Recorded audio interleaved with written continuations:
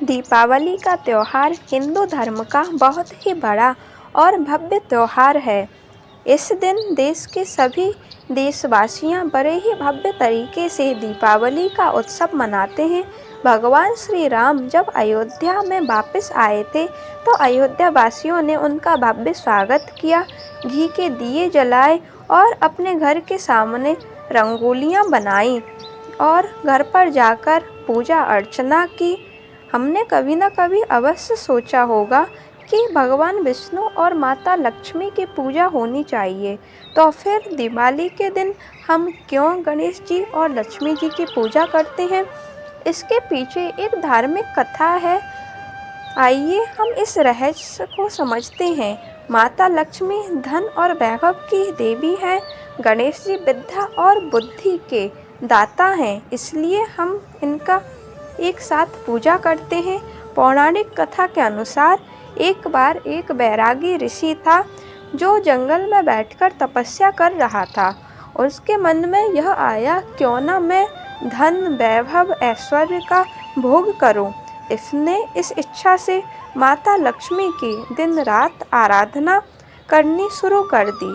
माता लक्ष्मी उसकी आराधना को देखकर बहुत ही प्रसन्न हुई और उनसे कहा कि बताओ मैं तुम्हें क्या वरदान दूं। बैरागी ऋषि ने कहा कि आप मुझे धन दौलत और वैभव का वरदान दीजिए। माता ने उनको यह आशीर्वाद दिया और अंतर्ध्यान हो गई। अगले दिन वह राजा के दरबार में गया और जाते ही राजा को जोर से खींचकर नीचे गिरा दिया। राजा का मुकुट नीचे गिरा और उससे काले कलर का सांप निकलकर भाग गया। सभी लोग आश्चर्य से देखते रहे और ऋषि की जय जयकार करने लगे। राजा भी प्रसन्न हुआ और उसने ऋषि को अपना मंत्री बना दिया। मंत्री पद प्राप्त करने के पश्चात राजा ने ऋषि के लिए एक भव्य महल का निर्माण कराया। उस महल में बड़े ही आराम और सुख सुविधा के साथ ऋषि रहने लगा। तब ऋषि के मन में अहंकार उत्पन्न हो गया। वह राजा को खींचकर महल के बाहर लेकर आया। तभी महल खंडहर में बदल गया।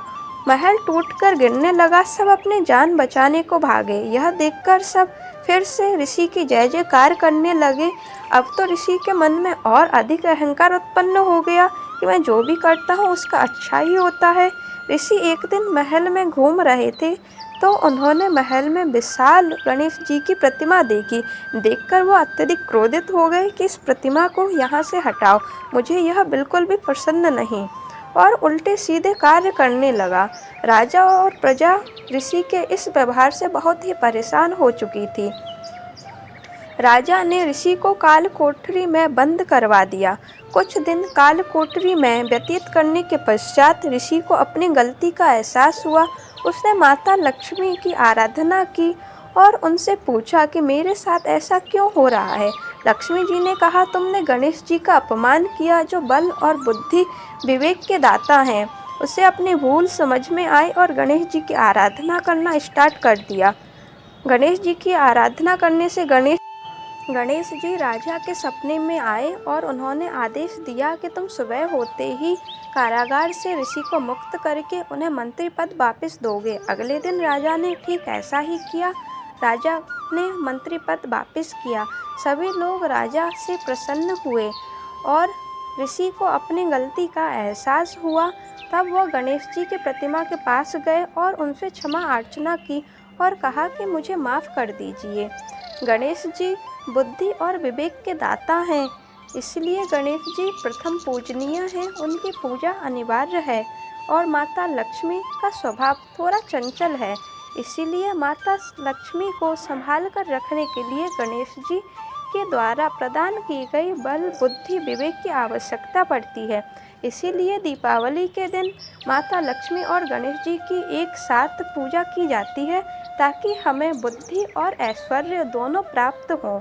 इस दिन मिठाइयाँ बनाई जाती हैं। परिवार के सभी लोग मिलकर दीपावली का त्यौहार मनाते हैं। घर के आसपास दिए जलाते हैं, मिठाइयाँ बांटते हैं। बाज़ारों में रौनक छाई हुई रहती है। रात में आतिशबाजी होती है और पटाखे जलाए जाते हैं। बड़े बुजुर्गों का आशीर्वाद लिया जाता है और एक साथ मिलकर दीपावली का पर्व मनाया जाता है। आप सभी को हमारी तरफ से दीपावली की हार्दिक शुभकामनाएं। यह दीपावली आप सभी के लिए धन, ऐश्वर्य, बुद्धि और विवेक लेकर के आए। Happy Deepavali. Thanks for watching.